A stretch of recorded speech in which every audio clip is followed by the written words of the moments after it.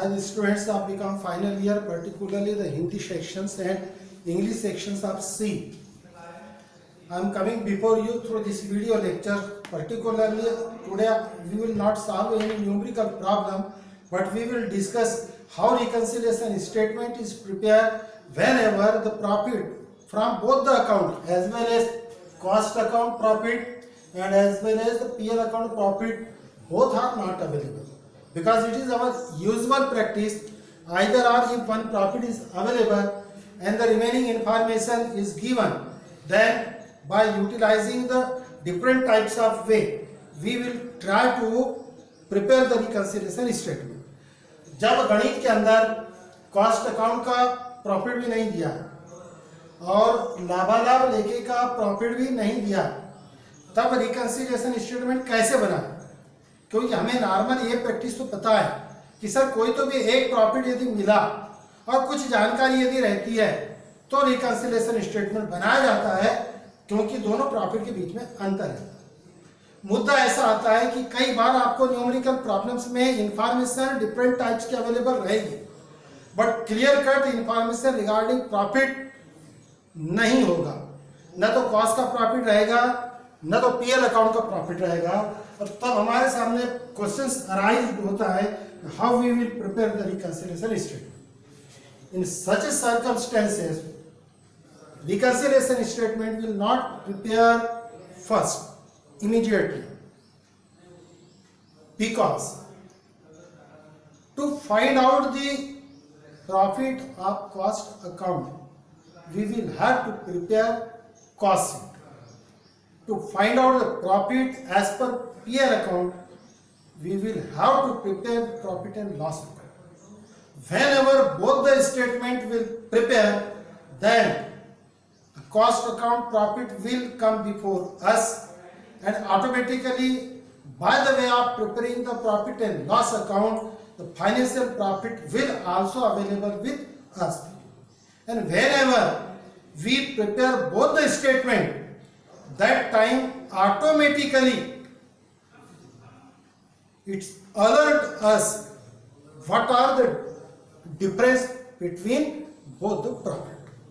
जब गणित में दोनों प्रॉफिट नहीं दिए हैं तो विद्यार्थियों पहले तो कॉस्ट अकाउंट का प्रॉफिट फाइंड आउट करने के लिए कॉस्ट शीट तैयार करनी पड़ेगी। पीएल अकाउंट का प्रॉफिट फाइंड आउट करने के लिए profit loss account banana. Cost sheet will prepare according to the rules of cost accounting, and the PL account will prepare according to the rules of finance. Now, cost sheet will prepare maximum time on the basis of percentage. Normally the material and wages will be available, but rest of the information will be given in the percentage. But as far as concerned the profit loss account, informations will be available in actual. For example, जो ऐसे गणित होते हैं उसमें cost sheet बनाते समय ये हमेशा ख्याल रखना होता है कि कॉस्ट शीट का जो ट्रांजैक्शंस होता है, बेसिक मटेरियल और लेबर को आप छोड़ दो तो अदर जो ओवरहेड और एक्सपेंसेस होती है परसेंटेज बेसिस पर होती है। और प्रॉफिट लॉस अकाउंट के अंदर में जो ट्रांजैक्शंस होते हैं यहां पर भी मटेरियल और वेजेस को छोड़ दे तो बाकी एक्सपेंडिचर रहते हैं, बट वो एक्चुअल बेसिस पर होते हैं। इसीलिए आपको अक्सर ऐसे प्रॉब्लम्स में मटेरियल्स, वेजेस और कुछ जगह पर स्टॉक, नॉट ऑलवेज, हमेशा नहीं, लेकिन कुछ जगह पर ये जो तीन ट्रांजैक्शंस है ये नॉर्मली वन लैंग्वेज के अंदर में चलते हैं। इसके लिए अलग अलग लैंग्वेज इस्तेमाल नहीं की जाती। Here is I am use the word language means not in the Hindi, Marathi, Gujarati etcetera etcetera. In language means for a numerical purpose one time material rupees 50,000 is equal to 50,000. No other information will be available. Wages 1 lakh means 1 lakh. Opening stock 50,000 so 15,000. Means it will not written in twice. अलग अलग तरीके से वो दो बार लिखी हुई नहीं रहेगी. जब ये वन लैंग्वेज में है, वन टाइम है, वन स्ट्रोक चल रही है, इसका मतलब this is the information which is universal applicable for both the statement cost sheet and financial account. ये मटेरियल हो गया, वेजेस हो गया, स्टॉक हो गया. ऐसे न्यूमेरिकल प्रॉब्लम जिनमें ये दोनों प्रॉफिट नहीं दिया है, उसकी जो लैंग्वेज होती है, उस लैंग्वेज को पहचानने के बेटा तरीके होते हैं. क्योंकि प्रश्न यही है कि सर हमने कैसे पहचाना ये दोनों प्रॉफिट नहीं दिया है, तो इसको तो पहचानना ही आपको क्वेश्चन ही जीना ही नहीं है. अरे न्यूमेरिकल प्रॉब्लम में जब प्रॉफिट दिया ही नहीं है, इसका मतलब प्रॉफिट नहीं. सर फिर अब हमने ये कैसे पहचानना कि कॉस्ट शीट बनाना है कि पीएल अकाउंट बनाना है? तो सेकंड आंसर दे रहा हूं, जब इसका प्रॉफिट ही नहीं दिया है तो कॉस्ट शीट बनाना ही पड़ेगा. पीएल का प्रॉफिट नहीं दिया है तो पीएल बनाना पड़ेगा. ठीक है सर. अब ये बताओ सर कॉस्ट शीट हमने कैसी बनाना? कॉस्ट शीट के नियम से बनाना. सर पीएल अकाउंट कैसे बनाना? तो सर पीएल के नियम से बनाना. तो सर कॉस्ट शीट के नियम और पीएल के अकाउंट के नियम में कुछ डिफरेंस है क्या? हाँ बिल्कुल डिफरेंस है. मंसूरी सर के शुरुआत के वीडियो देखो, कॉस्ट शीट का टॉपिक जब पढ़ाया था तब बताया था. दोहराइए. बेसिकली बेटा उसमें रूल्स है, कारण कि प्रॉफिट लॉस अकाउंट प्रिपेयर होता है नॉर्मली एक्चुअल बेसिस, रियलिटी पर, फैक्चुअल पर, जबकि कॉस्ट शीट बनाते समय मैक्सिमम जगह ओवरहेड को परसेंटेज में एलोकेट किया जाता है, क्योंकि कॉस्ट शीट एस्टिमेटेड अकाउंट है. नॉर्मली वो कई बार एक्चुअल होता है, कई बार on the basis of estimation पर चलता है. ये फाइनेंशियल अकाउंट आपका अंदाज वाला अकाउंट नहीं, ये आपका रियल अकाउंट, ये फैक्चुअल अकाउंट है, ये कानूनी अकाउंट है, ये गवर्नमेंट को एक्सेप्टेड अकाउंट है.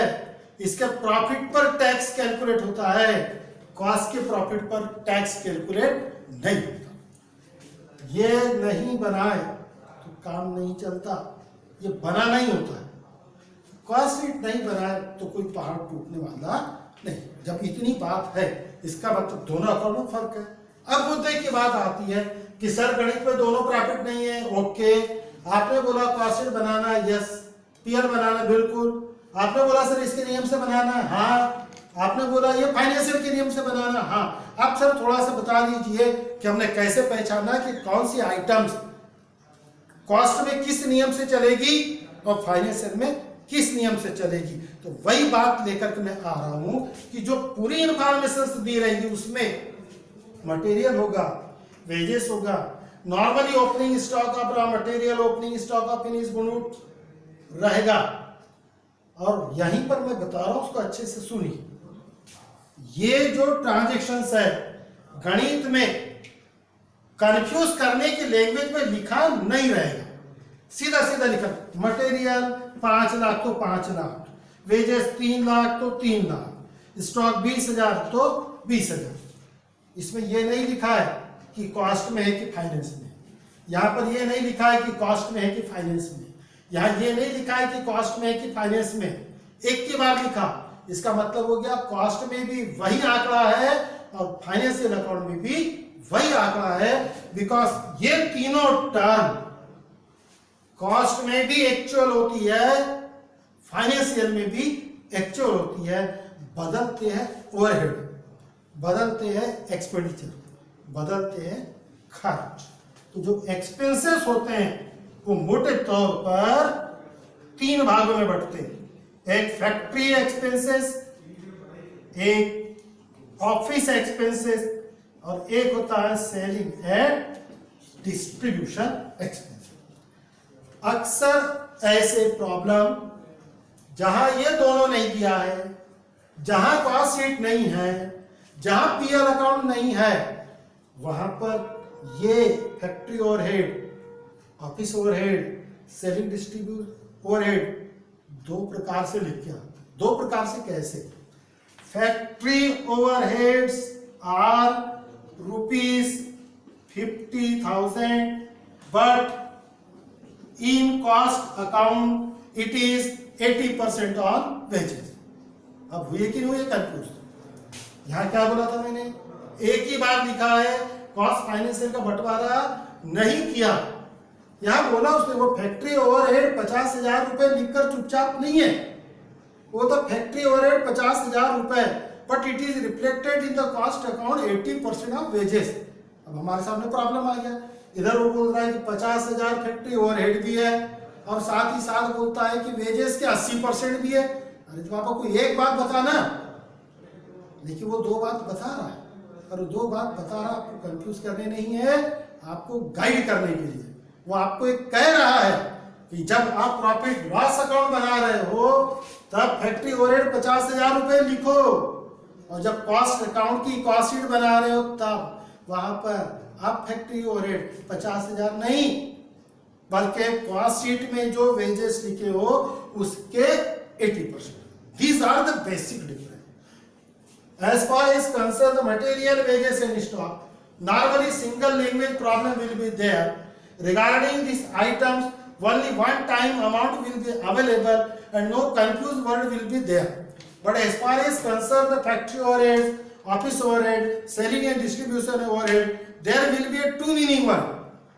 The first may be written down in the numerical factory overhead are ₹50,000, but in the cost sheet it is estimated 80% on wages. कुछ भी office overhead 5,000, but in the cost sheet it is 20% on work cost. Any word may be there. There is no restriction. The percentage of factory overhead will always be wages. Whatsoever it may be, language will be there. गणित में किसका किससे percentage होगा ये कानून का दायरा नहीं, लेकिन परसेंटेज बेसिस पर एलोकेशन कॉस्ट शीट में होगा, एक्चुअल बेसिस पर एलोकेशन पीएल अकाउंट में होगा। तो जब वो बोल रहा है कि ऑफिस ओवरहेड 5,000, चुप बैठ गया, मतलब फाइनेंशियल अकाउंट का है क्योंकि डायरेक्ट दिया, और बाद में बोलता है but in the cost sheet it is 20% on work cost. तो जब आप कॉस्ट शीट बना रहे हैं तब आप ऑफिस ओवरहेड इतना नहीं लिखोगे, तब आपको वर्क कॉस्ट के 20% लिखना। Selling and distribution overhead 2,000, but maximum cost sheet में ऐसा नहीं आता, कॉस्ट शीट में लिख के आता ₹1 पर यूनिट सोल्ड, यानी अलग अलग तरीके से। अब आप बोलेंगे सर ये कैसा सेलिंग ओवरहेड 2,000 बोल रहा है, गुड्स तो सोल्ड हुई है 1,500, और यहाँ पर बोल रहा है ₹1, तो सर ₹1 पर यूनिट सोल्ड बोले तो फिर तो 1,500 होनी चाहिए ना, तो सर 1,500 लिखे कि 2,000 लिखे? तब मेरा क्वेश्चन रहेगा 2,000 are given directly, whereas this 1,500 we have calculated on the basis of instruction. This additional instructions is for the benefit of preparation of cost sheet. Therefore ये 1% कॉस्ट में गया, दूसरा कॉस्ट में गया, तीसरा पर यूनिट कॉस्ट में गया, direct यहाँ आया। बिसाइड दिस, इसके अलावा कुछ बेसिक ट्रांजेक्शन्स ऐसे होते हैं जो कॉस्ट शीट का पार्ट होते हैं, जैसे इनकम टैक्स पेड ₹5,000। अब आप मुझसे आर्गुमेंट कर सकते हैं कि सर आपने बोला है कि मटेरियल वेजेस स्टॉक, ये जब भी आपने कहा था सिंगल लैंग्वेज प्रॉब्लम था, तो ये पीएल अकाउंट में भी था, ये कॉस्ट शीट में भी था। अब इनकम टैक्स पेड ₹5,000, ये भी तो सर सिंगल ही लिखा है, तो क्या हम इसको भी कॉस्ट अकाउंट और फाइनेंस से दोनों जगह लिख दें? तब मैं आपको कहूंगा नो, ये चीज मत भूलिए कि कॉस्ट अकाउंट कॉस्ट के नियम से बनता है, और कॉस्ट अकाउंट में किसी प्रकार की फाइनेंशियल एक्सपेंसेस आती है क्या कभी? बिकॉज टू पे the income tax it will increase the cost of production. क्या इनकम टैक्स पेड करना ये कॉस्ट ऑफ प्रोडक्शन को बढ़ाएगा क्या? अरे बढ़ा ही नहीं सकता, क्योंकि इनकम टैक्स तो पेड ही प्रॉफिट के ऊपर होता है। तो ये अब चूंकि ट्रांजैक्शन ही कॉस्ट अकाउंट का नहीं है, तो कॉस्ट अकाउंट काय के जाएगा, लेकिन फाइनेंशियल अकाउंट में जाएगा। उसी तरह डिविडेंड रिसीव्ड, लुक बार बार ख्याल रहो, प्रॉब्लम वो वाला है जिसमें ये दोनों प्रॉफिट दिए नहीं है। आपको कॉस्ट शीट भी बनाना है, आपको पीएल अकाउंट भी बनाना है, तब प्रॉब्लम वास्तव में आता है कि कौन सी आइटम कॉस्ट में लिखना और कौन सी आइटम पीएल में लिखना। तो ये दोनों जगह कॉमन है, ये रियल बेसिस पर पीएल अकाउंट में, परसेंटेज बेसिस पर कॉस्ट। और कुछ ट्रांजैक्शन ऐसे है जो एक्सक्लूसिवली फाइनेंशियल अकाउंट में ही आते हैं, कॉस्ट अकाउंट में आते नहीं। तो ये जो दोनों ट्रांजैक्शन है, इनकम टैक्स पेड किया, डिविडेंड रिसीव्ड हुआ, ये पीएल अकाउंट में जाएगा, कॉस्ट शीट में आएगा नहीं। वैसी एक रेयर आइटम होती है सेल ऑफ स्क्रैप। ये जो सेल ऑफ स्क्रैप होता है, this is one of the type of income. ये बड़ी बड़ी कॉस्ट शीट के अंदर में बीकॉम लेवल पर पढ़ाया नहीं जाता है, बट यदि सेल ऑफ स्क्रैप आता है, ख्याल रहे, this sale of scrap is a part of cost sheet. यह आपको फाइनेंशियल अकाउंट में कभी नहीं दिखेगा। आप बीकॉम फाइनल तक आ गए हो, मुझे एक भी क्लास का फाइनल अकाउंट बता देना जिसके ट्रेडिंग अकाउंट में आपने सेल ऑफ स्क्रैप क्रेडिट में दिखाया, बता देना, खुला चैलेंज है। नहीं, but this sale of scrap is income which revealed reflected in the factory expenses in the cost। ठीक है, तो जब इस बेस पर लेकर आप कॉस्ट शीट और फाइनेंशियल अकाउंट दोनों बनाओगे, तब क्या होगा, कॉस्ट शीट के बेस पर आपको कॉस्ट का प्रॉफिट अवेलेबल हो जाएगा। प्रॉफिट लॉस अकाउंट बनाओगे तो प्रॉफिट लॉस अकाउंट का प्रॉफिट अवेलेबल। और इतना ही नहीं, अब दोनों के प्रॉफिट डिफरेंस आ रहे हैं। डिफरेंस आना जरूरी नहीं है, ये मैं बता दे रहा हूं कि एक आम बोलचाल में बोला जाता है कि whenever the profit shows by the cost account and profit loss account are different, then reconciliation statement is essential wrong.